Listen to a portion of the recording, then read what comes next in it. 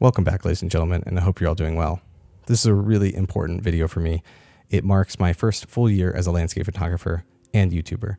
It means that every photo in here, I was shooting videos, taking photos, and just enjoying my life as much as possible, trying to make it as a landscape photographer.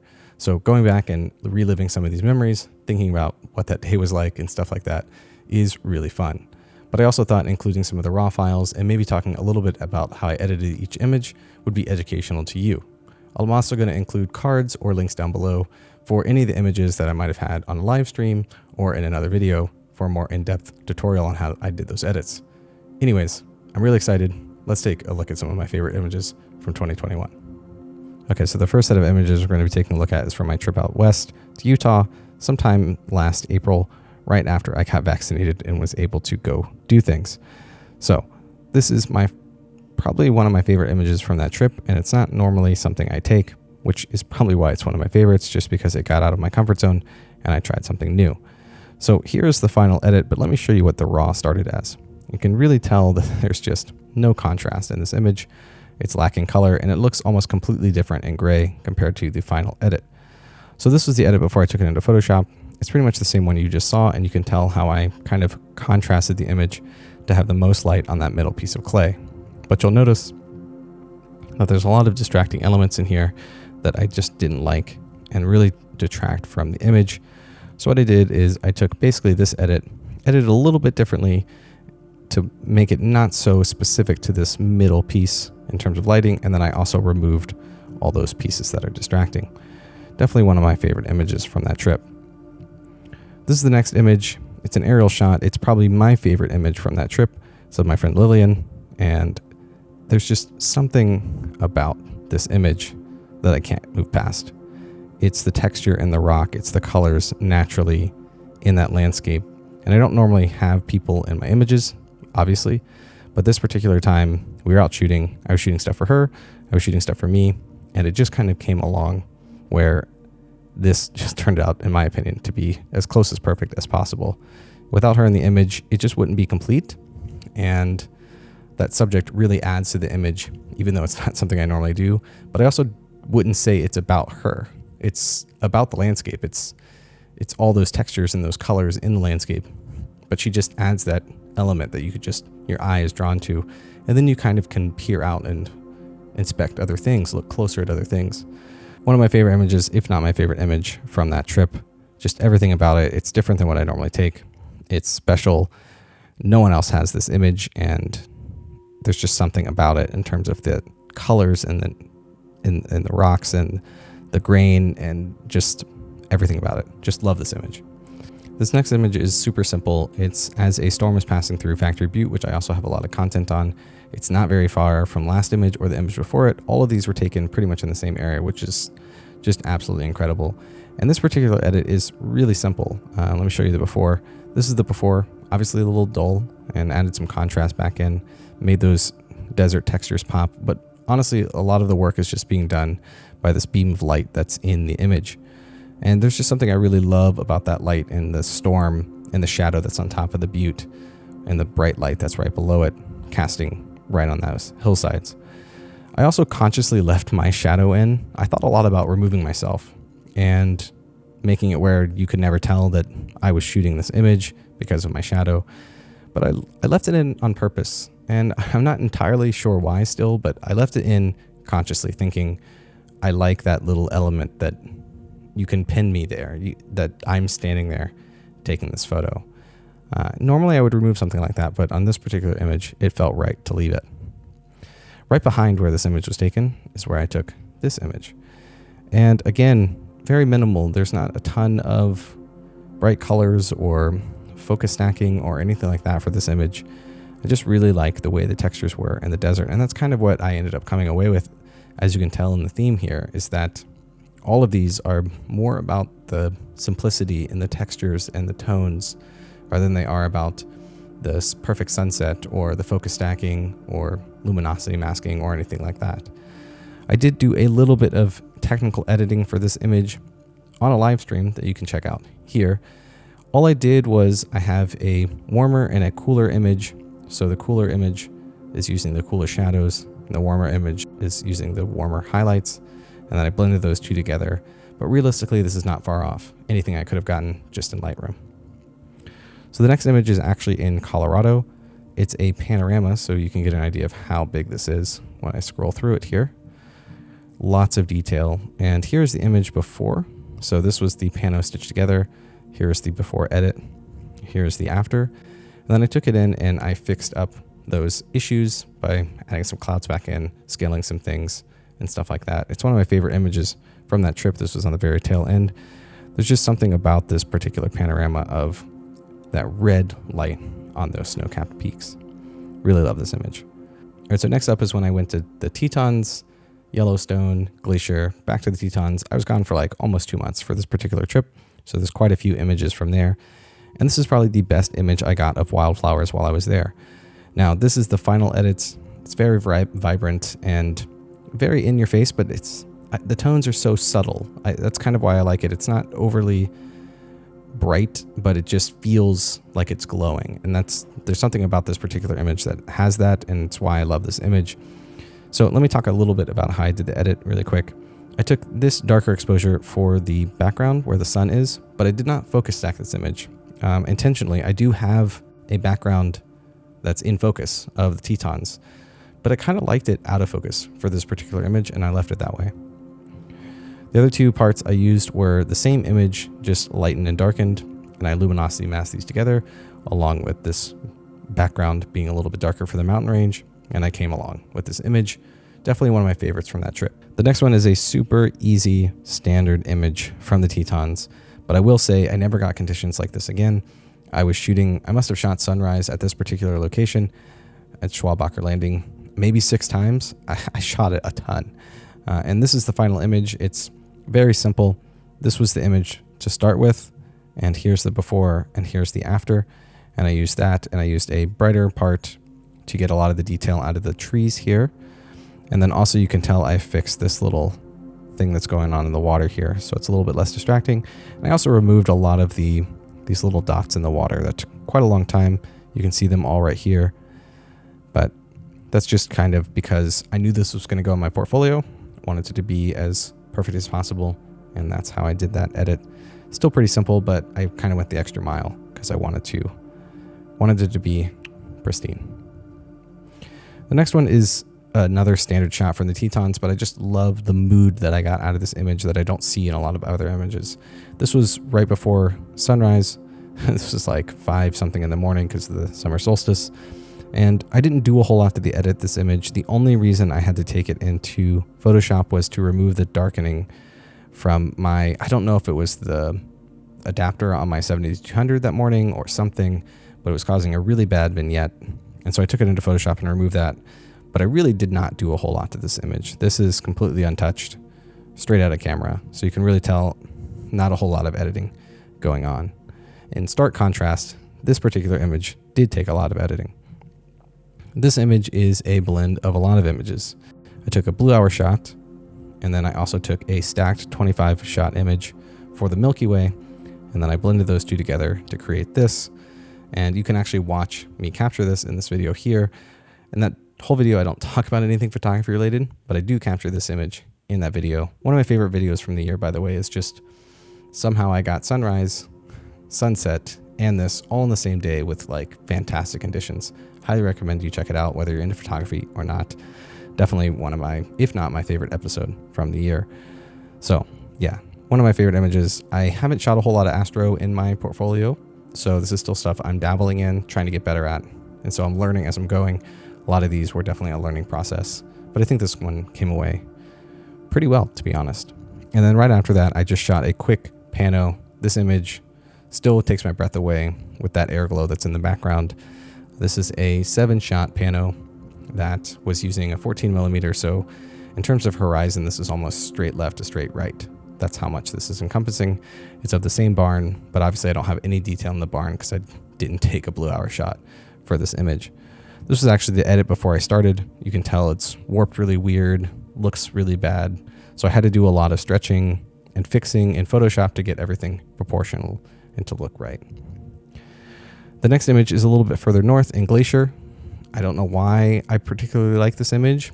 It's definitely different than most of all the other ones. It's super high contrast, super bright, but there's just something about that perfect reflection. And there's even highlights that are blown out over here, but I'm okay with it. I like this image so much that here's the before. And if you zoom in, you can see all of these little fly marks here. Those are all just flies flying around in front of my camera that I actually went through and edited every single one of them out. It took like 2 hours legitimately to paint all of those out because, again, I knew that this was going to go in my portfolio, meaning it could get printed. It's actually printed in my calendar, which you can still find linked down below. I've actually reduced the price of that. So if you're interested for 2022, it is down below. But anyways, just because something that usually goes in my portfolio, I want to be as perfect as possible if I ever print it and print it large, which is exactly what I did for this image.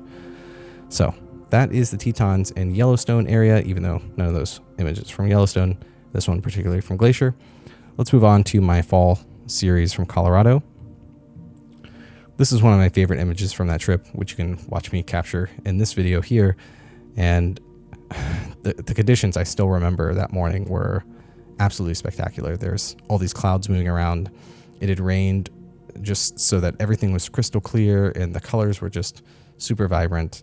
And I just stopped in the middle of the road and I captured this composition. Definitely one of my favorite images from that particular trip.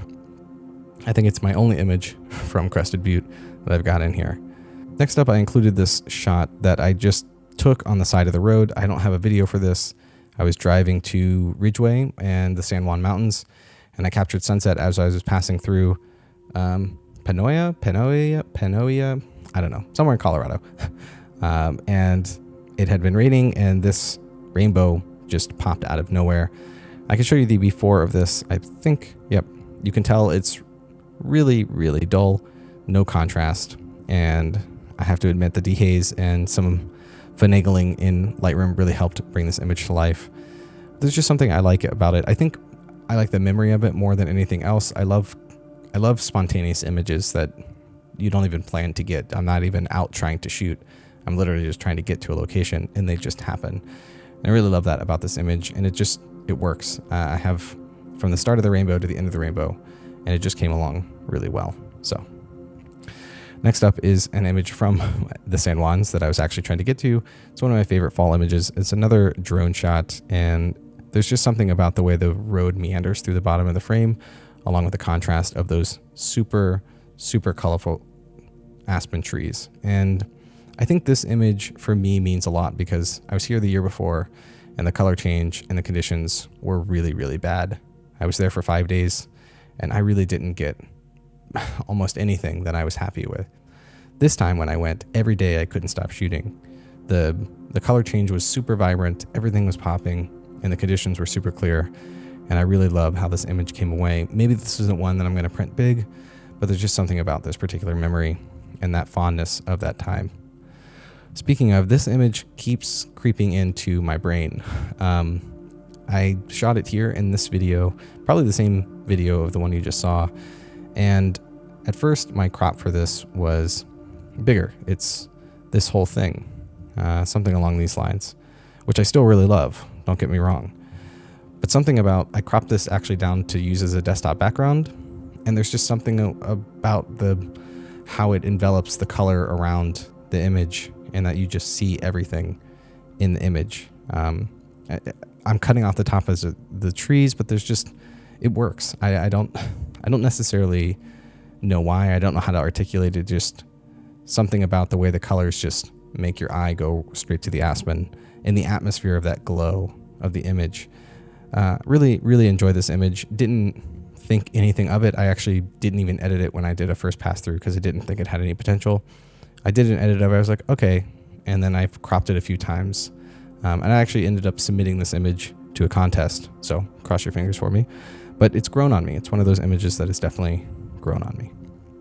And from that trip, my favorite image, as you may have already known, if you saw this video where I captured it, is this image. It might be my favorite image of the entire year. There's just something about the simplicity of the image. And I don't know. That ray of light just speaks to me and how it contrasts on the trees. And I can show you the before. Like I said, not a ton of editing in this. Pretty dull to begin with, just like most RAWs are. But here is the after. No Photoshop, no light painting. nothing. And I still, to this day, I think this was probably my favorite image from the year. I love this image every time I look at it, and that means a lot because I usually hate most of my images and I'm super picky, so it's difficult for me to even like an image.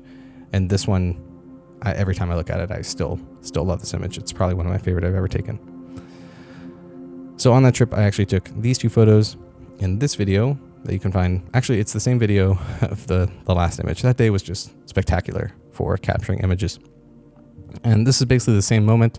This is a single wider shot, I believe 35mm. And I'm not entirely in love with this image as much as the second one, but I just wanted to show that the rainbow did show up. This one is a pano, and I think the contrast and the lighting in this image, especially on the aspen tree, is just way better than the other image. But the other one has a rainbow. So I wanted to talk about these because one of these is definitely worth talking about, but I haven't actually decided. I took this image months and months ago, and I'm still sitting on the fence of, well, do I like it enough or not? So I would love to know in the comments down below which one you like more between these 2. So yeah, let's move on. All right, so I'm going to talk about a few of the images from Iceland, but I will add the caveat that I haven't settled on most of these images, just like I was just talking about this image. Sometimes it takes me a lot of revisits to make sure that I like it or change something about it or see it differently. So this first one is probably one of my favorites from the trip. I can definitely admit that I like this image. There's no question about it. And I'm going to show you the edit on how I did these. So the first thing is, here is the 2 edits that I used to light paint it together. Not a ton going on here. This is the complete raw. And I just took these 2 into Photoshop and luminosity masked them very minimally. I didn't do a whole lot. One thing you're going to notice that I did do, though, is the sun rays that are in the image are not originally in the image. And I just felt like it was lacking. The image is so majestic already, but I just felt like it was lacking that last 10%. And I kind of played around with how I wanted to do it and try to make it look as natural as possible. And I actually think I came away with something that works really well. I would love to know what you think in the comments, if you could ever tell that those sun rays were not originally in the image, or if you couldn't tell. So I'd love to know. One of my favorite images, but also definitely a little bit more technical in the edit. As you can tell, some of my images barely require anything, and some I'd like to play around with and add a little bit more to them. The next image is an example of that. I have barely done anything to this image. Here's the raw, and here is the edit. Now, I'm not sold on this image yet. It's still been sitting in my catalog for some time, and I revisit it all the time, and I'm like, is it ready? Is this it? Do I want to convert it to black and white? Regardless, I know that it's one of my favorite images from the trip. There's something simple about its duality of bright and dark, left and right, with that centerpiece in the image of that glacier ice. And I'm still on the fence, but I know I love it. I just don't know how I'm done with the edit. That's just kind of how it is, though. Moving on. I have a ton of images from Vesterhorn. I must have woken up here 3 or 4 times. I'm still not entirely sure which image I like the most from there, but I do know that I like this one a lot. It's the only concern that I have is that a lot of people have this particular image or something like it, which shouldn't stop you most of the time. But obviously when I'm trying to stand out in my portfolio and make unique images, I have to be conscious of that.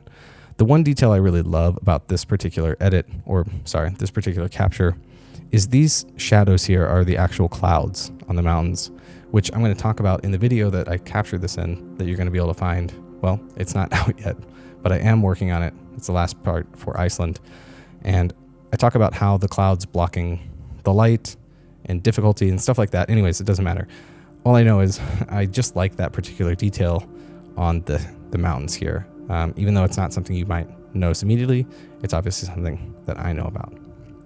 And last but not least is this shot of Burrafoss that I have not released yet or talked about. Probably might be my favorite shot of the trip. Everything just really came along, and this one means a lot to me because I visited Iceland 4 years ago and I couldn't make it to this waterfall because the mud was so bad that I remember walking up and it was raining and I was like, okay, I can do this. And I got to where it got like really hilly and muddy, and there was literally just 2 giant boots stuck in the mud that people had just abandoned because they couldn't get them out. And I was like, okay, maybe I can't make it there.